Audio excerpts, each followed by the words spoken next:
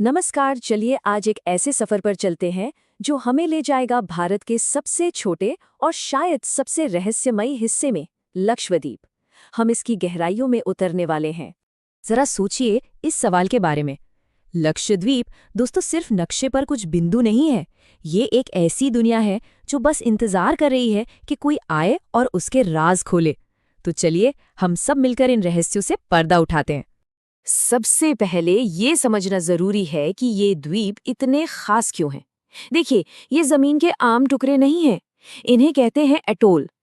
कल्पना कीजिए, समुद्र के नीचे एक ज्वालामुखी जो लाखों साल से धीरे धीरे डूब रहा है, और जैसे जैसे वो डूबता है उसके चारों तरफ कोरल यानी मूंगा ऊपर की तरफ बढ़ता जाता है, बिल्कुल एक अंगूठी की तरह। ये कुदरत की एक ऐसी कलाकारी है जिससे बनने में लाखों साल लग जाए। और अब एक ऐसा फैक्ट जो आपको हैरान कर देगा।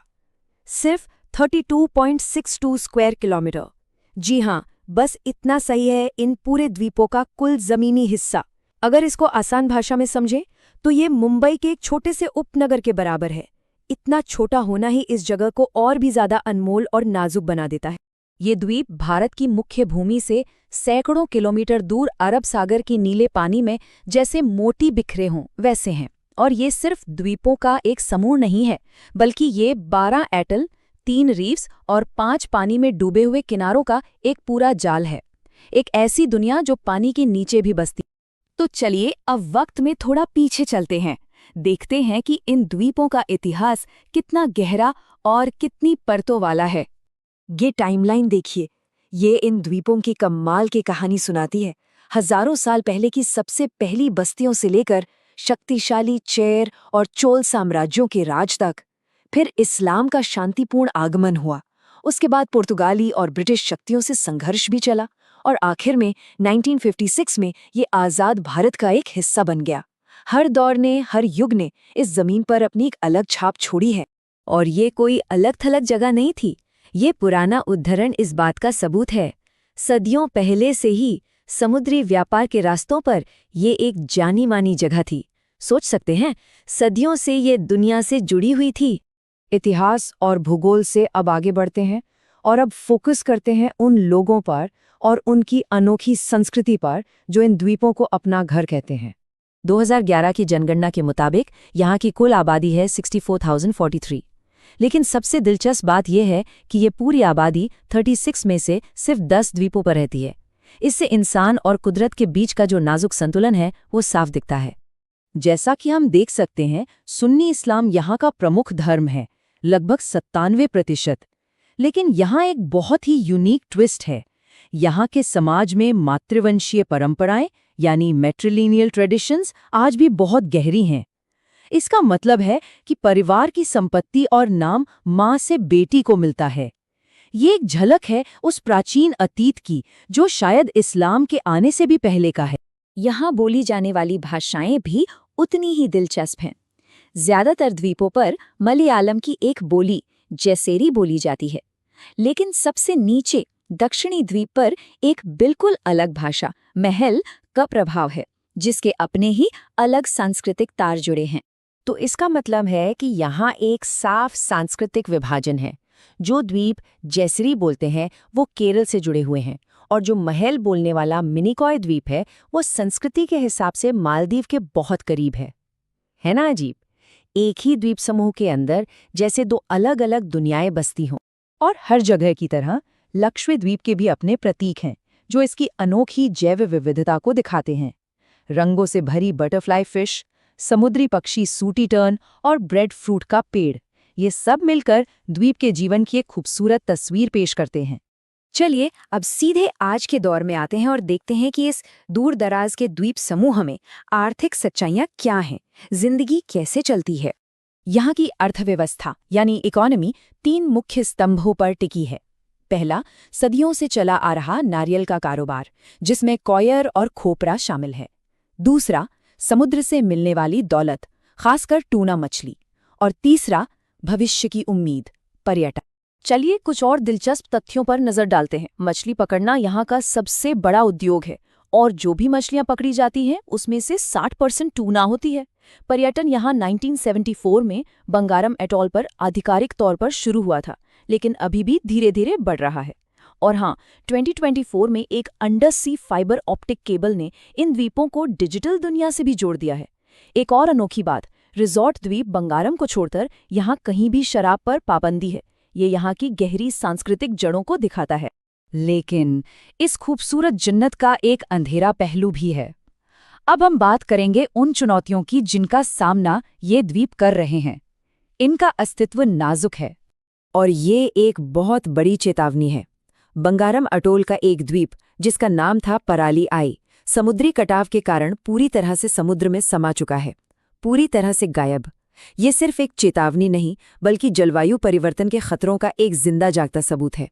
ये दिखाता है कि ये पूरा द्वीप समूह कितना नाजुक है। तो आखिर में हम इस बड़े सवाल पर आकर रुकते हैं। लक्षद्वीप आज एक ऐसे मोड़ पर खड़ा है जहां एक तरफ आधुनिक विकास का दबाव है और दूसरी तरफ अपने अनमोल पर्यावरण को बचाने की जरूरत। ये नाजुक स्वर्ग, इन दोनों के बीच संतुलन कैसे बनाएं? इसका भविष्य इसी संतुलन पर टिका है। ये एक ऐसा सवाल है। अच्छा, तो पिछले कुछ दिनों से सोशल मीडिया पर मालदीव और लक्षद्वीप की वो बहस तो सबने देखी होगी, है ना? एक तरफ है मालदीव जो दुनिया भर में मशहूर है, और दूसरी तरफ हमारा अपना लक्षद्वीप, एक छिपा हुआ खजाना। इसी एक बहस ने, आप समझिए, लक्षद्वीप को रातों रात सुर्खियों में ला दिया। लेकिन ये जो तुलना हो रही है, क्या ये सिर्फ सुंदर तस्वीरों तक ही है या इसके पीछे कोई बहुत गहरी कहानी छिपी है? चलिए आज इसी को समझने की कोशिश करते हैं। तो आज के हमारे इस सफर में हम 4 पड़ावों से गुजरेंगे। पहले देखेंगे कि मालदीव से इसकी तुलना क्यों हो रही है, फिर जानेंगे इसकी अनोखी संस्कृति और प्रकृति के बारे में।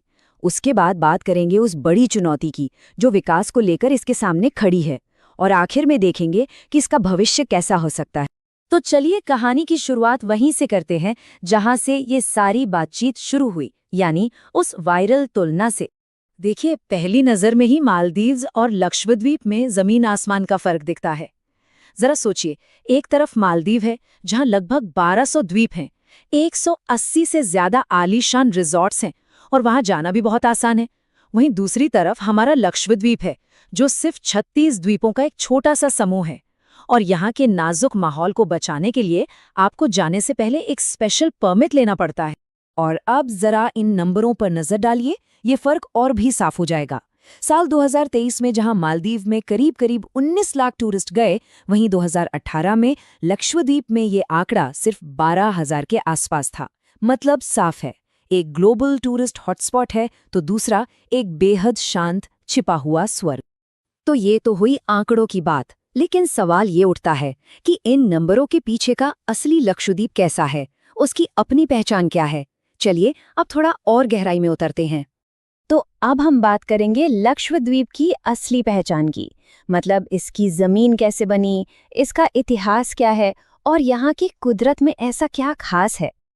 आपको जानकर हैरानी होगी कि लक्षद्वीप के ये जो द्वीप हैं वो असल में एटोल हैं। आसान भाषा में कहें तो ये समंदर के नीचे किसी पुराने ज्वालामुखी के ऊपर मूंगे की चट्टानों के जमने से बने हैं, और यही चीज़ इन्हें बेइंतहा खूबसूरत बनाने के साथ साथ बहुत बहुत नाजुक भी बना देती है। लक्षद्वीप का इतिहास भी कोई आज का नहीं है, सदियों पुराना है। इसका जिक्र बौद्ध कहानियों में मिलता है। इस पर चोल राजाओं ने भी राज किया और फिर अंग्रेजों ने भी, और आखिरकार 1956 में ये भारत का एक अभिन्न अंग, एक केंद्र शासित प्रदेश बन गया। लेकिन लक्षद्वीप का असली जादू वो तो पानी के नीचे है। सोचिए, यहाँ 600 से ज्यादा तरह की मछलियां हैं, 78 किस्म के अलग अलग रंग के मूंगे हैं, और तो और 4 तरह के दुर्लभ समुद्री कछुए भी यहीं अपना घर बनाते हैं। ये वाकई समंदर के नीचे एक जीती जागती रंगीन दुनिया है। और हाँ, यहाँ एक द्वीप ऐसा भी है जो इंसानों के लिए नहीं बल्कि पक्षियों के लिए रिजर्व्ड है। इसका नाम है पिट्टी द्वीप। ये एक बर्ड सैंक्चुरी है जहां हजारों समुद्री पक्षी सुरक्षित माहौल में अपने बच्चों को जन्म देने आते हैं। अब बात करते हैं यहाँ रहने वाले लोगों की। यहाँ की संस्कृति पर केरल का गहरा असर दिखता है और यहाँ के ज्यादातर लोग इस्लाम को मानते हैं। इनकी जिंदगी बहुत सीधी सादी है, जो मुख्य रूप से टोना मछली पकड़ने और नारियल से जुड़े कामों के इर्द गिर्द घूमती है। तो अब आते हैं आज के सबसे बड़े सवाल पर, वो सवाल जो लक्षद्वीप के भविष्य को तय करेगा कि विकास और पर्यावरण के बीच में एक सही संतुलन कैसे बनाया जाए। सवाल बहुत सीधा है, क्या लक्षद्वीप को विकास की इस दौड़ में शामिल होना चाहिए या फिर अपनी इस कुदरती खूबसूरती को ऐसे ही बचाए रखना चाहिए? और यकीन मानिए, इस सवाल का कोई आसान जवाब नहीं है। तो फिर लक्षद्वीप मालदीव्स की तरह एक टूरिस्ट हब क्यों नहीं बन सकता? देखिए, इसकी वजह बिल्कुल साफ है। पहली बात, यहाँ का पर्यावरण बहुत ही नाजुक है। दूसरी, यहाँ जमीन बहुत कम है, सिर्फ 32 वर्ग किलोमीटर। और तीसरी, यहाँ पानी बिजली जैसे संसाधन भी बहुत सीमित हैं। ये जगह लाखों टूरिस्ट का बोझ नहीं उठा सकती। और ये बात सिर्फ कहने के लिए नहीं है, सुप्रीम कोर्ट की बनाई हुई एक कमेटी ने भी साफ साफ कहा है कि लक्षद्वीप में कोई भी नया काम करने से पहले ये देखना ही होगा कि यहाँ का पर्यावरण उसका बोझ उठा भी सकता है या नहीं। इसी को कहते हैं कैरिंग कैपेसिटी, यानी वहन क्षमता। तो इसका हल क्या है? हल है एक नया idea, high and low volume tourism. मतलब यहाँ कम लोग आएं लेकिन उन्हें वर्ल्ड क्लास सुविधाएं मिलें। इससे द्वीपों पर पैसा भी आएगा और हमारा अनमोल पर्यावरण भी सुरक्षित रहेगा। अच्छा, तो इस नए विजन को हकीकत में बदलने के लिए क्या-क्या किया जा रहा है? चलिए देखते हैं। इस पूरे बदलाव की नींव में है एक बहुत बड़ा प्रोजेक्ट जिसका नाम है KLISOFC। ये समंदर के नीचे बिछाई गई लगभग 1900 किलोमीटर लंबी इंटरनेट केबल है जो कोच्चि को सीधा लक्षद्वीप के 11 द्वीपों से जोड़ती है। इस एक केबल से यहाँ के लोगों को पहली बार हाई स्पीड इंटरनेट की ताकत मिलेगी। तो देखिए, ये सब कैसे एक दूसरे से जुड़ा हुआ है। सबसे पहले तेज इंटरनेट आएगा। इससे वहाँ सरकारी काम, स्वास्थ्य सेवाएं और पढ़ाई लिखाई सब बेहतर होगा। फिर इसी इंटरनेट की मदद से वहाँ अच्छे लग्जरी टूरिज्म को बढ़ावा दिया जाएगा। और आखिर में अगाती एयरपोर्ट को भी बड़ा बनाने का प्लान है ताकि वहाँ बड़े प्लेन उतर सकें। तो आखिर में सवाल यही है कि लक्षद्वीप आज एक ऐसे मोड़ पर खड़ा है जहां उसे चुनना है। क्या वो हमेशा के लिए एक शांत, खूबसूरत स्वर्ग बना रहे या फिर विकास की इस दौड़ में शामिल हो जाए? शायद सही रास्ता इन दोनों के बीच से होकर गुजरता है। एक ऐसा भविष्य जहां तरक्की भी हो और प्रकृति भी अपनी पूरी शान के साथ मुस्कुराती रहे।